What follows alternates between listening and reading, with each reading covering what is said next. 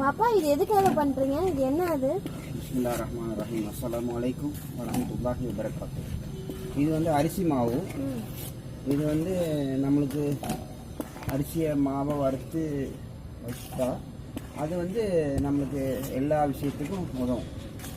ரொட்டி போடலாம், தக்கடி போடலாம், புட்டு போடலாம், அரிசி மாவு ரொட்டி போடலாம். இப்படி பல வகையான உணவு தேவைகளை சமாளிக்கும்.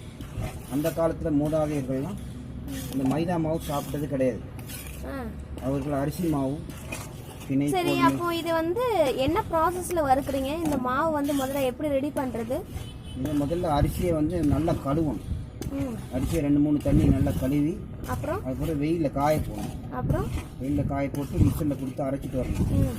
அரைச்சிட்டு வந்து அதுக்கு பிறகு வறுக்கணும். வறுத்து வச்சுக்கிட்டு ஆறுன பிறகு நம்ம ஒரு எவ்வளோ மாசத்துக்கு வச்சுக்கலாம்? அது ஒரு 6 மாதம் வச்சுக்கணும்.